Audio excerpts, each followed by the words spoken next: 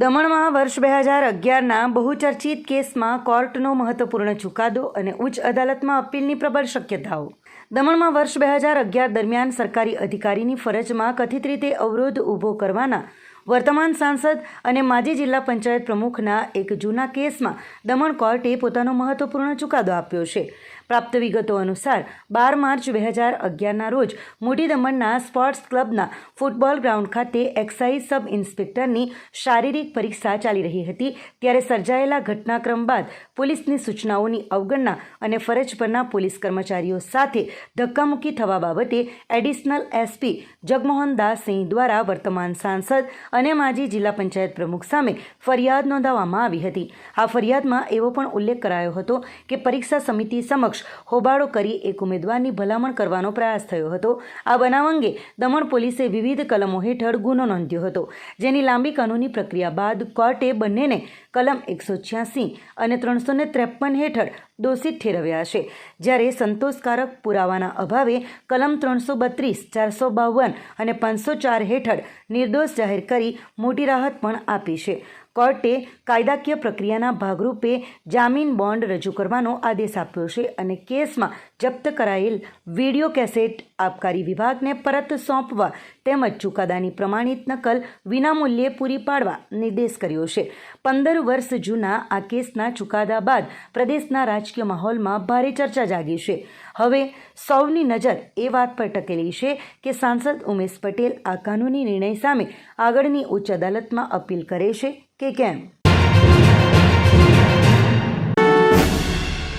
દમણમાં મેઘરાજાની શાનદાર જમાવટ, હિલ સ્ટેશન જેવા આહલાદક માહોલ વચ્ચે આગામી 24 કલાક માટે યલો એલર્ટ જારી. સંઘ પ્રદેશ દમણમાં વરસાદની હેલી યથાવત રહેવા પામી છે અને છેલ્લા 2 દિવસોથી પ્રદેશમાં ધીમી ધારે તથા સમયાંતરે પડી રહેલા વરસાદી ઝાપટાઓને પગલે સતત વાદળછાયા વાતાવરણ વચ્ચે હવામાં એવી આહલાદક ઠંડક પ્રસરી ગઈ છે કે લોકો અને પ્રવાસીઓ જાણે હિલ સ્ટેશન પર ફરવા આવ્યા હોય તેવી રમણીય અનુભૂતિ કરી રહ્યા છે. દમણમાં છેલ્લા 24 કલાક દરમિયાન 3.12 ઇંચ અને શનિવારે સવારે 8થી સાંજે 5 વાગ્યા સુધીમાં 1.28 ઇંચ જેટલો સારો વરસાદ વરસવા પામ્યો છે. ત્યારે આ પરિસ્થિતિને ધ્યાનમાં રાખીને હવામાન વિભાગે દમણ તથા દાદરા નગર હવેલીમાં આગામી 24 કલાક માટે યલો એલર્ટ જારી કર્યો છે, જેમાં પ્રદેશમાં 40થી 50 કિલોમીટર પ્રતિ કલાકની ઝડપે પવન ફૂંકાવાની સાથે હળવાથી ભારે વરસાદ વરસવાની પૂરેપૂરી શક્યતા વ્યક્ત કરવામાં આવી છે.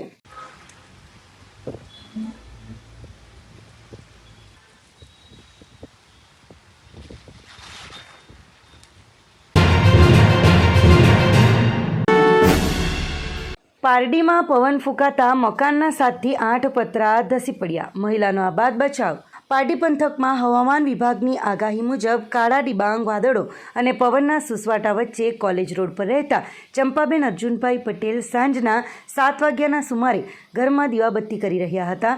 તે સમયે છતમાંથી અવાજ આવતા તેઓ માચીસ લેવા થોડા દૂર ખસ્યા અને તે જ ક્ષણે મકાનના 7થી 8 પતરા અચાનક તૂટી પડ્યા હતા. સમય સૂચકતાના કારણે તેમનો આબાદ બચાવ થયો હતો, પરંતુ ઘરની તમામ ઘરવખરી દટાઈ જવાથી મકાનને ભારે નુકસાન થયું છે. લાંબા સમયથી જર્જરિત હાલતમાં રહેતા આ પરિવાર સામે હવે રહેઠાણ તેમજ ભોજનનો મોટો પ્રશ્ન ઊભો થયો છે. અગાઉ પણ રજૂઆત કરવા છતાં કોઈ આગળ ન આવતા સાગર નામના સ્થાનિક યુવાને તેમને મદદ કરી હતી. ઘટનાની જાણ વોર્ડ નંબર 1ના સભ્ય શિરીષ પટેલને થતાં તેમણે પાલિકા તંત્રને જાણ કરી હતી. ગણતરીની મિનિટોમાં જ પાલિકાની ડિઝાસ્ટર ટીમ, ફાયર વિભાગ તેમજ બાલાખાડીના સ્થાનિક યુવાનોએ તાત્કાલિક સ્થળ પર પહોંચીને કાટમાળ ખસેડવાની કામગીરી પૂર્ણ કરી હતી. હાલ પાલિકા દ્વારા પીડિત પરિવારને જરૂરી સુવિધાઓ પૂરી પાડવાની ખાતરી આપી મહિલાને પાલિકાના શેલ્ટર હોમમાં સુરક્ષિત રીતે ખસેડવામાં આવ્યા છે. મેં દીવાબત્તી કરતી હતી એટલે મને ચેતવણી આપી દીધી. ખાલી મેં માચીસ લેવા ગયા એટલે બધું આવી પડ્યું. કેટલા વખતથી પેલા લોકો આપતા નહીં હતા. પછી મેં સાગરને કીધું, સાગર બિચારા મને કરી આપ્યું. મેં એને સપોર્ટ લીધો. ત્યારે અમે કેવી રીતે ખાવું, કેવી રીતે બનાવવું, કેવી રીતે રહેવું, કેટલા વખતથી આવું ના આવું, કેટલા વર્ષોથી આવું ના આવું આવામાં જ રહેતા હતા. પેલા છોકરા લોકો ફરિયામાના બધા આવી ગયા છે ને એ લોકો મને સહારો મને આપી દીધો. હા, પહેલે તો 7 વાગે અમારા પર શિરીષભાઈ સભ્ય જે છે તેનો કોલ આવેલો હતો કે અહીંયા કોલેજ રોડ પર એક ઘર તૂટી પડ્યું છે અને જઈને જોયું તો પતરા તૂટી ગયેલા હતા બધા, અને માસી અંદર દીવાબત્તી કરતા હતા, પણ માસી કંઈ લેવા ગયા હતા માચીસ કે, એટલે માસી બચી ગયા છે.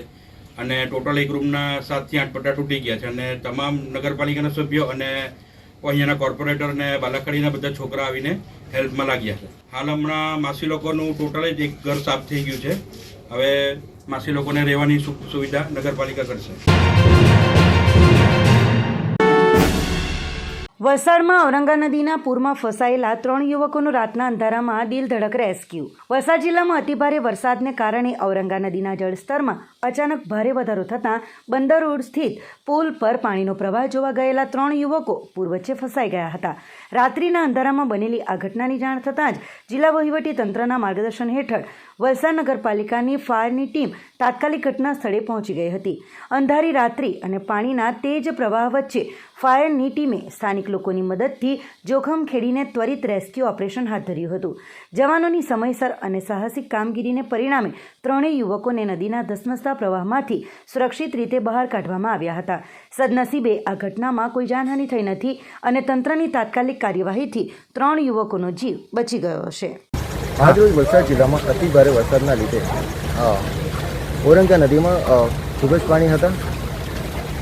ઔરંગા નદીના પુલની આસપાસમાં પાણી ભરાઈ ગયા હતા અને અંદાજિત કલાક પહેલાં એક ફરિયાદ મળેલ હતી કે પુલ પર 3 યુવકો ફસાયેલા હતા અને એને અનુસંધાને જ અમે સત્વરે પાલિકાની ટીમની મદદથી અને સ્થાનિક તોરાઈની મદદથી એમનું બચાવ ઓપરેશન અમે હાથ ધરેલું હતું અને એ ઓપરેશન સફળ રહ્યું છે અને 3 યુવકોને સલામત રીતે બચાવી લેવામાં આવેલ છે.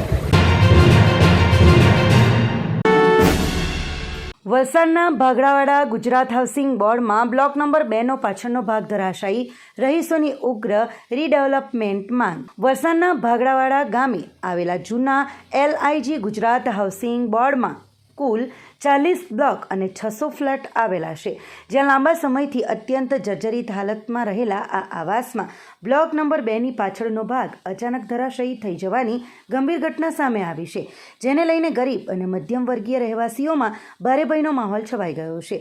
કારણ કે અગાઉ પણ આ જ પરિસરના બ્લોક નંબર 9 અને બ્લોક નંબર 26ની બિલ્ડિંગો ધરાશયી થવાની મોટી દુર્ઘટનાઓ બની ચૂકી છે, છતાં તંત્ર દ્વારા આંખ આડા કાન કરવામાં આવી રહ્યા છે અને હાઉસિંગ બોર્ડ છેલ્લા ઘણા સમયથી જોખમી હાલતમાં જીવી રહ્યું છે, જેથી આ વિસ્તારના મકાન માલિકો કે જેમાંથી 90% લોકો રીડેવલપમેન્ટ કરવા માટે સંપૂર્ણ સહમત છે, તેઓ સરકાર પાસે છેલ્લા ઘણા સમયથી આ ગરીબ અને મધ્યમ વર્ગના આવાસનું વહેલી તકે રીડેવલપમેન્ટ કરવાની જોરદાર માંગ કરી રહ્યા છે.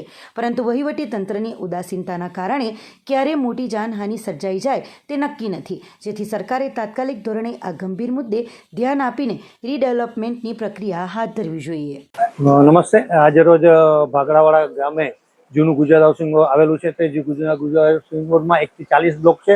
ટોટલ 600 ફ્લેટ છે. આજ રોજ જર્જરિત હાલતમાં બ્લોક નંબર 2ની પાછળનો ભાગ પડી ગયો છે. 8 થી 9 વર્ષ પહેલા 9 નંબર પડ્યું હતું અને 26 નંબર. તો સરકારશ્રીને મારી ખાલી અને બહુ નમ્ર વિનંતી છે કે આને જલ્દીથી રીડેવલપમેન્ટ કરે. ખરેખર ગરીબ અને મધ્યમ વર્ગ માટે બનાવેલી આ વસાહત છે અને સરકારશ્રીના કાને મારી આ વાત પહોંચે કે આપના માધ્યમથી મારે એટલું જ કહેવાનું છે કે ખરેખર ગરીબ લોકો અને મધ્યમ લોકો માટે તમે બનાવેલી આ યોજનાના જે મકાનો છે જલ્દીથી રીડેવલપ માંગી રહ્યું છે. હવે ધીરે ધીરે એની અંદર હાલ એક જ મકાન માલિક રહેતા હતા. સરકારશ્રીની સૂચનાથી અમે ખાલી પણ કરાવી દીધેલું છે. આના દસ્તાવેજો બી થઈ ગયા છે. મૂળ મકાન માલિકો છે અને લગભગ 90% લોકોની સહમતિ છે કે આને જલ્દીથી રીડેવલપ કરવામાં આવે.